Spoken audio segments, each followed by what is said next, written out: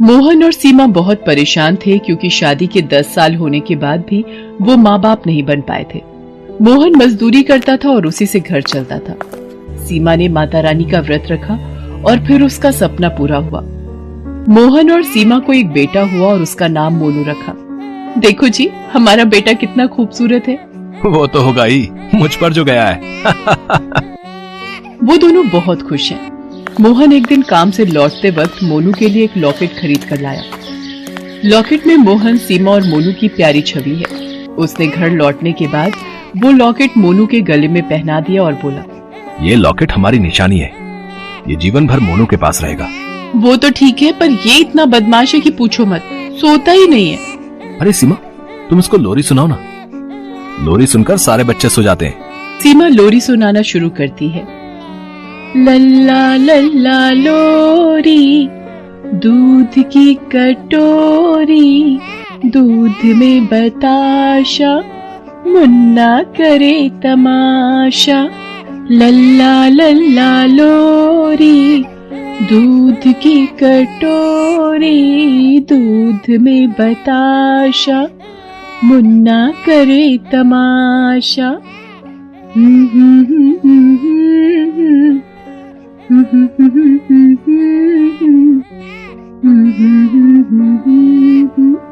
मुन्ना करे तमाशा। ऐसे ही दिन भी बीतते रहे। मोनू थोड़ा बड़ा हुआ। एक दिन मोनू ने मेले में घूमने जाने की जिद पकड़ ली। दुर्गा माँ के मंडप के पास मेला लगा था। महेश और सीमा मोनू को मेले में लेकर गए, मगर तभी दुर्घटना घटी। मेले में अचानक से आग लग गई। अरे बाप रे, मेले में आग लग गई है, भागो, अरे भागो। सीमा भागो, आग लग गई है। आप मोनू को छोड़िएगा मत। सभी इधर उधर जान बचाने के लिए भागने लगे और फिर वही हुआ जिसका डर था। मोहन से मोनू का हाथ छूट जाता है। मोनू वहीं गिर जाता है। माँ, पापा, बचाओ, कोई मुझे बचाओ। इतने शोर में सीमा और मोहन मोनू को सुन नहीं पाए। भीड़ से दूर जाकर वो मोनू को ढूंढने लगे। अरे मोनू कहाँ गया? मोनू, आपने मेरे मोनू का हाथ छोड़ दिया। अरे इतनी भीड़ में कब और क्या हुआ, कुछ पता ही नहीं चला। ढूंढो उसे। मोनू, मोनू, मेरा मोनू। दोनों ने मिलकर मोनू को बहुत ढूंढा, मगर मोनू नहीं मिला। मोहन और सीमा रोते हुए घर चले आए। इतनी मुश्किल से दोनों को संतान प्राप्ति हुई थी। घर में खुशी आई थी, लेकिन आज सारी खुशी खत्म हो गई। सीमा ने रोते हुए कहा, हे भगवान, हमारे साथ ऐसा क्यों हुआ? हमने किसी का क्या बिगाड़ा है? हे भगवान, आज मेले में क्यों गए हम? वो सब मुझे नहीं पता। मुझे मेरा मोनू वापस चाहिए। मुझे मेरा मोनू ला दो। मेरा मोनू ला दो मुझे। ठीक है सीमा, तुम चिंता मत करो, चाहे कुछ भी हो जाए, मैं मोनू को ढूंढ कर ही लाऊंगा। ये बोलकर मोहन घर से निकल गया और रास्ते में इधर उधर मोनू को ढूंढता रहा। ढूंढते ढूंढते मोहन को समय का कोई ध्यान नहीं रहा। शाम को थका हारा वो घर आया। सीमा रो रही थी। मोहन को देखकर वो बोली, क्या हुआ जी, मेरा मोनू कहीं मिला? नहीं सीमा, मैंने सब जगह ढूंढा पर मोनू कहीं भी नहीं मिला। झूठ बोल रहे हैं आप, झूठ। मेरा मोनू मेरे बिना एक पल भी नहीं रह सकता। मेरा मोनू वापस आएगा। आज ये वचन देता हूँ, मैं मोनू को तुम्हारी गोद में ला कर ही रहूंगा, चाहे इसके लिए मुझे अपने प्राण ही क्यों ना देने पड़े। अगले दिन से मोहन बस मोनू को ढूंढता रहा और सीमा घर पर रोती रही। कुछ दिन बीत गए। काम पर न जाने की वजह से मोहन का काम भी चला गया और घर पर रो रो कर सीमा पागल सी हो गई। कुछ दिन बाद घर का सारा राशन खत्म हो गया। तब दोनों को मालूम हुआ कि ये ज्यादा दिन नहीं चलेगा। अगर खाना ही ना मिले तो वो मोनू को ढूंढेंगे कैसे? ये सोचकर दोनों ने अमीरों के घर नौकरी शुरू की। उन घरों में मोहन घर की साफ सफाई करने से लेकर कपड़े धोने तक सारा काम करता रहा और सरला उन घरों में खाना बनाने लगी। काम के बाद बचे हुए समय में मोनू की खोज में दोनों बस इधर उधर भागते रहे। देखना सीमा, मोनू एक दिन जरूर मिलेगा। बस उसे एक बार देख लो इन आंखों से। मैं भगवान से दुआ मांगती हूँ। ऐसे ही 25 साल बीत गए, मगर मोनू अभी तक नहीं मिला। इतने दिनों में मोहन और सीमा बहुत सारे घरों में काम कर चुके हैं। एक दिन दोनों को खबर मिली कि शहर में एक अभिषेक नाम का आदमी आया है। उसकी उम्र तो बस 30 साल है, मगर उसके पास पैसे बहुत हैं और उसको 2 काम करने वालों की जरूरत है।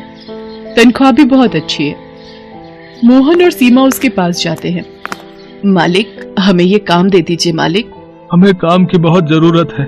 हाँ, तुम दोनों काम कर पाओगे क्या? इतनी उम्र जो हो गई है। अभिषेक की पत्नी का नाम ऋतु है।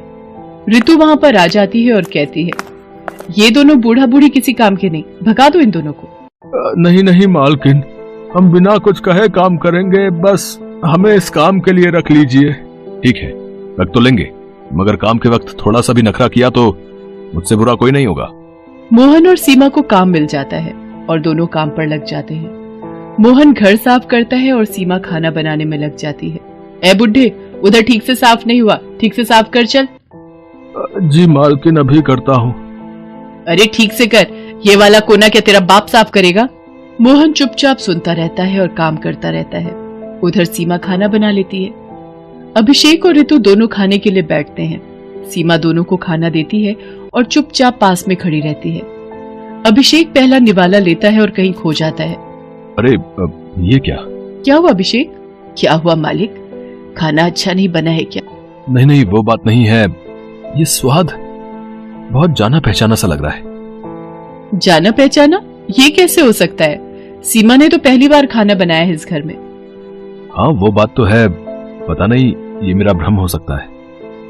दोनों खाना खा लेते हैं, लेकिन तभी मोहन गलती से कांच का बर्तन जमीन पर गिरा देता है और वो टूट जाता है। ऋतु बहुत गुस्सा हो जाती है। अरे ये क्या कर दिया इस बूढ़े ने, इतना महंगा बर्तन तोड़ दिया। माफ करना मालकिन, गलती हो गई। गलती? इस घर में गलती की कोई माफी नहीं है। तभी अभिषेक एक छड़ी लाता है और मोहन को मारने लगता है। सीमा भाग कर आती है और अभिषेक के पैर पकड़ लेती है। माफ कर दीजिए मालिक, इनकी तबीयत ठीक नहीं है। लो बहाना शुरू, मैंने तभी बोला था कि इन दोनों को निकाल दो, अब भुगतो। आप मुझे मारिए मालिक, लेकिन इन्हें छोड़ दीजिए। हाँ तुझे भी मारूंगी, मार खाने का बहुत शौक चढ़ा है ना तुझे। ऋतु तभी एक छड़ी लाती है और सीमा को मारने लगती है। दोनों चिल्लाते हैं। मारने के बाद अभिषेक और ऋतु अपने कमरे में चले जाते हैं।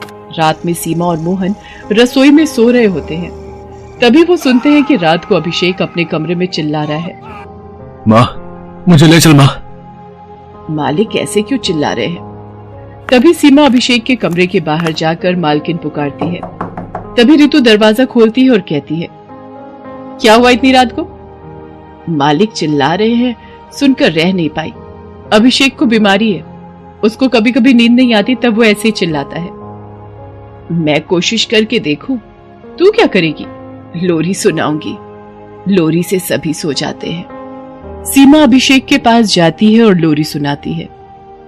लल्ला लल्ला लोरी, दूध की कटोरी, दूध में बताशा, मुन्ना करे तमाशा।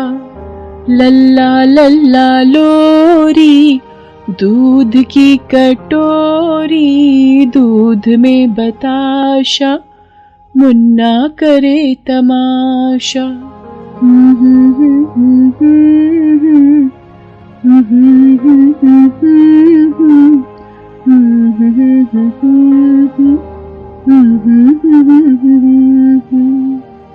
अभिषेक तुरंत सो जाता है। ऋतु को आश्चर्य होता है, लेकिन सुबह अभिषेक ऑफिस के लिए निकलता है। उसके ऑफिस में आज एक जरूरी मीटिंग है, इसलिए वो हड़बड़ी में घर से निकलता है और बिना इधर उधर देखे रास्ता पार करता है। पर तभी रास्ते में गाड़ी आकर उसे धक्का मार देती है और वो जमीन पर गिरकर तड़पने लगता है।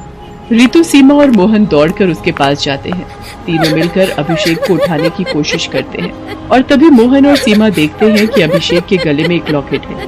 ये वही लॉकेट है जिसे मोहन ने मोनू के गले में पहनाया था। मोहन और सीमा उस लॉकेट को देखकर चौंक जाते हैं। अरे ये लॉकेट मालिक के पास कैसे आया? ये लॉकेट तो अभिषेक के पास बचपन से है। वो अनाथ है, किसी मेले में खो गया था। अभिषेक से ही सुना है मैंने। मेले में आग लगने के कारण दौड़ते हुए वो गिर गया था और उसके पापा से उसका हाथ छूट गया था। फिर सब कुछ खत्म होने के बाद जब वो मेले के पास बैठकर रो रहा था, तब किसी अनाथ आश्रम के मालिक ने उसे देखा और उसे अपने साथ लेकर गए। अभिषेक ने अनाथ आश्रम में रहकर ही पढ़ाई पूरी की और नौकरी करने बाहर चला गया। बचपन से ये लॉकेट उसके पास है। ये सुनकर मोहन और सीमा की आंखों में आंसू आ जाते हैं। असल में ये वही लॉकेट है जो मोहन ने मोनू के गले में पहनाया था। अभिषेक असल में उनका मोनू है। वो तुरंत मोनू को उठाकर दुर्गा माँ के मंदिर में ले जाते हैं और माँ से प्रार्थना करते हैं, हे माँ, मेरा बच्चा 25 साल पहले खो गया था। इतना ढूंढने के बाद आज वो मिला है हमें। उसको फिर से हमसे अलग मत करना माँ। तभी दुर्गा माँ प्रकट होती है और अभिषेक यानी मोनू को ठीक कर देती है।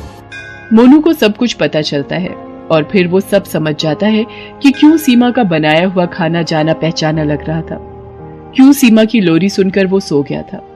वो मोहन और सीमा पर किए गए अत्याचार की भी माफी मांगता है। माँ, पापा, मुझे माफ कर दो। मैंने आप दोनों पर बहुत अत्याचार किए हैं।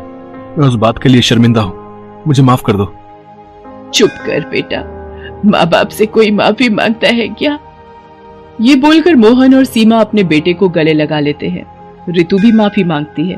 अंत में सभी एक साथ हो जाते हैं और खुशी खुशी जीवन व्यतीत करने लगते हैं। सुलेखा की शादी रायपुर में सुभाष के साथ 4 साल पहले हुई थी।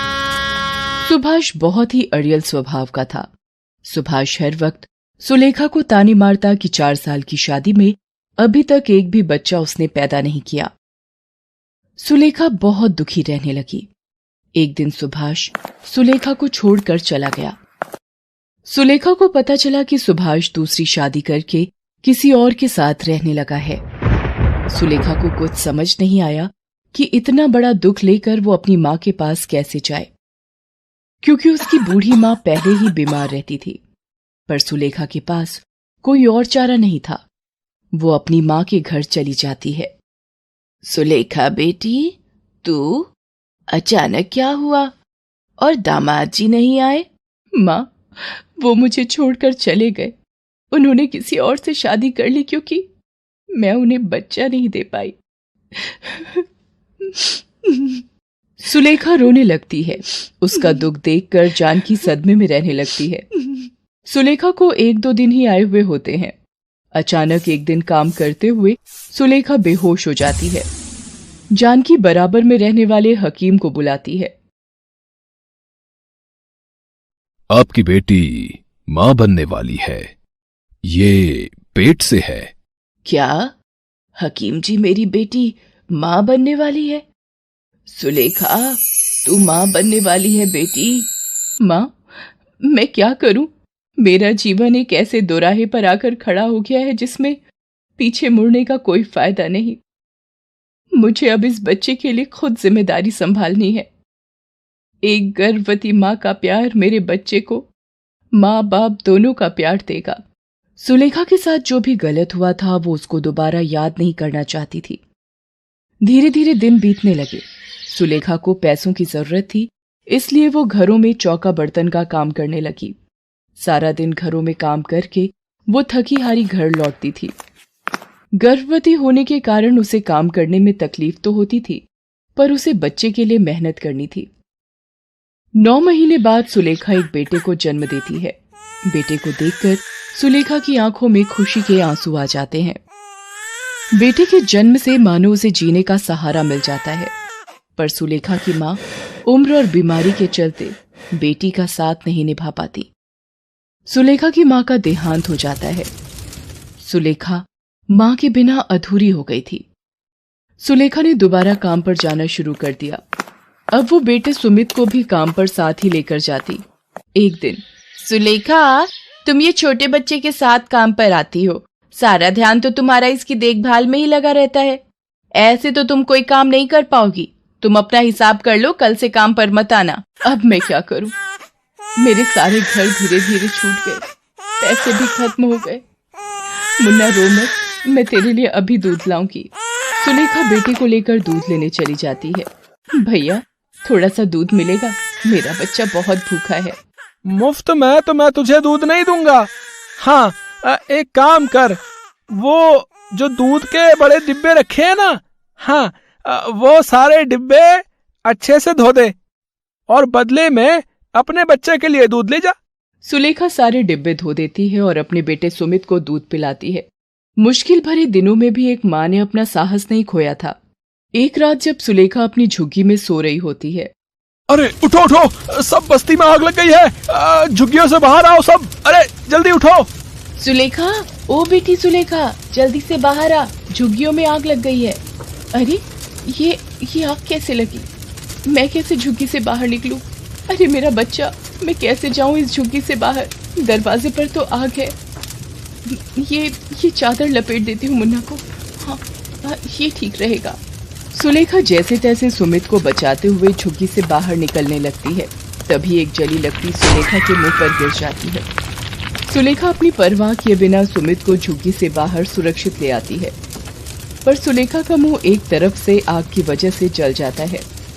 सुलेखा के पास इतने पैसे नहीं थे कि वो अपने चेहरे का इलाज करवा पाए, इसलिए उसका चेहरा देखने में भद्दा हो जाता है। पर सुलेखा इस बात की बिल्कुल परवाह नहीं करती। उसे यही सुकून होता है कि उसने अपने बेटे की जान बचाई और भगवान की कृपा से उसके बेटे को कोई नुकसान नहीं पहुंचा। दिन बीतने लगते हैं।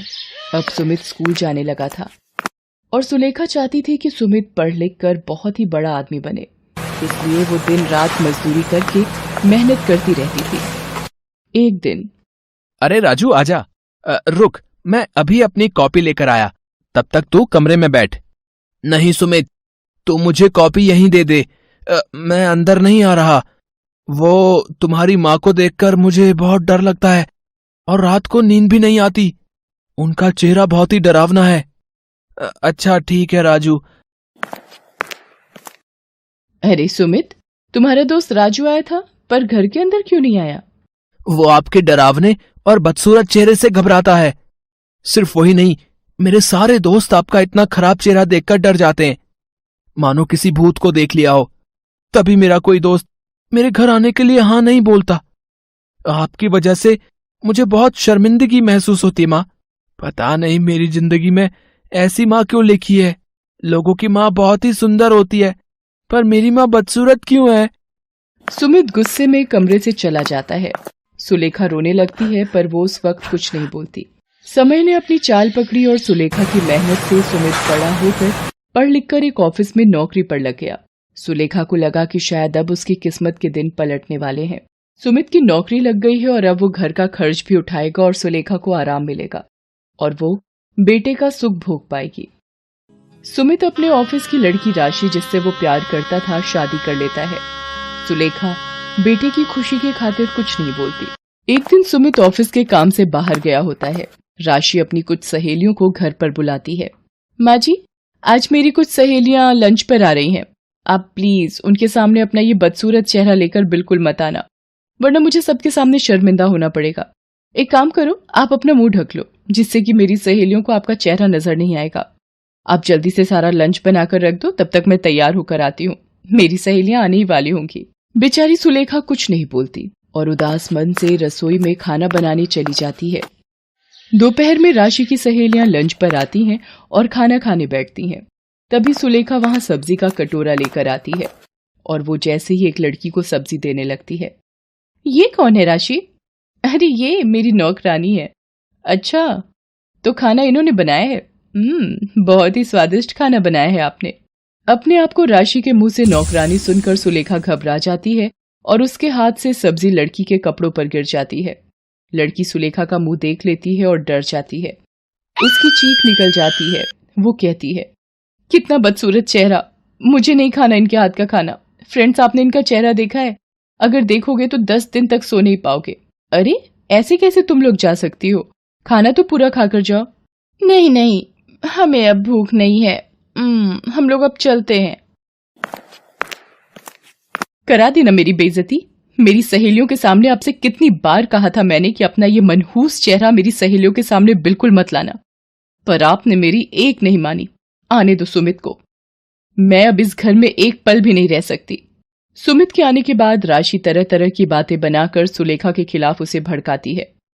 सुमित, अब मैं एक पल भी इस घर में और नहीं रह सकती। अगर तुमने अलग रहने का फैसला नहीं लिया तो मैं तुम्हें छोड़कर अपने मम्मी पापा के घर चली जाऊंगी। माँ, हम और अब आपके साथ नहीं रह सकते। हमारा भी अपना जीवन है, हमारा भी अपना अलग परिवार बनेगा। जब हमारे बच्चे होंगे और आपका ये बदसूरत चेहरा देखेंगे तो शायद वो भी शर्मिंदा होंगे। इसलिए यही सही रहेगा कि हम आपसे दूर हो जाएं। मैं राशि को लेकर जा रहा हूं, हम आज से अलग रहेंगे। पर सुमित बेटा, मैं तुम्हारे बिना कैसे रहूंगी? मेरा तो जीवन ही तुमसे है बेटा। मेरी तो हर सुबह हर शाम तुम्हें देखकर ही होती है। तुम्हारे बिना मैं जिंदा नहीं रह पाऊंगी मेरे बेटे, मुझे छोड़कर मत जाओ। सुमित सुलेखा की बात को नहीं मानता और राशि के साथ अलग घर में रहने चला जाता है। सुलेखा सुमित के जाने से बहुत दुखी हो जाती है। सुमित के बिना जीवन काटना सुलेखा के लिए एक सजा थी। एक सुमित ही तो था जो उसके जीने की आस था। सुमित के जाने के दुख से सुलेखा बीमार रहने लगी। उधर सुमित राशि के साथ दूसरे घर में रहने लगता है। एक दिन सुमित ऑफिस में होता है, तभी उसे अचानक हार्ट अटैक आ जाता है। उसके मुंह से मां शब्द निकलता है। माँ, बहुत दर्द, माँ। सुलेखा सुमित के गम में बेहोशी की हालत में उसे याद कर रही थी। पड़ोस की श्यामा मौसी उसके साथ बैठी थी। ऐसा लग रहा है जैसे मेरे बेटे ने मुझे पुकारा हो, जैसे वो किसी तकलीफ में हो। मैं आ रही हूँ मेरे बेटे, तू चिंता मत कर, मैं आ रही हूँ। क्या हुआ सुलेखा? अरे ये तो बेहोशी की हालत में हो रही है और तेज बुखार भी है। लगता है इसे अस्पताल ले जाना होगा। श्यामा मौसी कुछ लोगों की मदद से सुलेखा को अस्पताल ले जाती हैं। वहां डॉक्टर सुलेखा का चेकअप करता है। तभी एक नर्स वहां आती है। डॉक्टर, एक इमरजेंसी केस आया है। कोई मिस्टर सुमित है, उनकी वाइफ मिसेस राशि उनके साथ है। मेरा बच्चा सुमित? डॉक्टर, पहले आप उन्हें देखो, मेरी चिंता मत करो। डॉक्टर सुमित को देखने लगता है। वो राशि से कहता है, देखिए, हमें जल्दी ही एक हार्ट की जरूरत है। इनका हार्ट पूरी तरह से डैमेज हो रहा है। अगर इनका हार्ट नहीं बदला गया तो इनकी जान भी जा सकती है। राशि रोने लगती है। सुलेखा उसे रोता हुआ देख लेती है। वो नर्स से कहकर राशि को अपने पास बुलाती है। राशि, रो मत बहू, मेरे होते हुए मेरे बच्चे पर आंच भी नहीं आ सकती। तुम चिंता मत करो। माँ जी, कहाँ से नया दिल मिलेगा? कौन देगा इतनी जल्दी? अगर सुमित को कुछ हो गया तो मैं जिंदा नहीं रह पाऊंगी माँ जी। राशि रोते हुए सुमित के पास चली जाती है। सुमित की तबीयत का सुनकर सुलेखा की तबीयत बिगड़ने लगती है। उसकी सांस फूलने लगती है। वो डॉक्टर से कहती है, डॉक्टर, मुझे पता है मैं अब नहीं बचूंगी। आप मेरा एक काम करना, मेरा ये दिल मेरे बच्चे को दे दो। मेरे सुमित को बचा लो डॉक्टर, मेरे सुमित को बचा लो। सुमित को होश आ जाता है। डॉक्टर उसे कहता है, ओह गुड मिस्टर सुमित, अब कैसा फील कर रहे हैं आप? सुमित, अब आप बिल्कुल खतरे से बाहर हैं। डॉक्टर ने कहा है आपको कुछ ही दिनों में छुट्टी मिल जाएगी। राशि, मुझे किसने बचाया? मुझे बताओ। मेरी जिंदगी पर उनका बहुत बड़ा एहसान है। सुमित, जब आपको अस्पताल लाया गया उस वक्त आपकी मां भी अस्पताल में थी। उनकी तबीयत बहुत ज्यादा खराब थी। उन्होंने जब आपके बारे में सुना, आज जो दिल आपके अंदर धड़क रहा है वो आपकी मां जी का है। मां, इतना बड़ा बलिदान मुझ पापी के लिए क्यों मां, क्यों? मुझे माफी मांगने का हक भी नहीं दिया मां। मेरी जिंदगी बचाने के लिए तुमने अपनी पूरी जिंदगी लगा दी मां। मुझे माफ कर दो मां, मुझे माफ कर दो। सुमित बेटा, तुम अपनी मां के बलिदानों का कर्ज जीवन भर नहीं चुका सकते। तुम अपनी मां के जिस चेहरे को बदसूरत कहते थे, उस चेहरे पर जले का निशान बचपन में तुम्हें आग से बचाते हुए सुलेखा को मिला था। वो खुद आग की चपेट में आ गई थी, पर तुम्हारी मां ने तुम्हें कुछ नहीं होने दिया। सुमित श्यामा मौसी की बात सुनकर बहुत रोता है। राशि भी अपने किए पर बहुत दुखी थी। सुमित गंगा घाट पर मां की अस्थियों को प्रवाहित करता है और हाथ जोड़कर क्षमा मांगता है। सुलेखा ने एक बात ये साबित कर दी थी कि एक मां का कर्ज बच्चे आजीवन नहीं चुका सकते।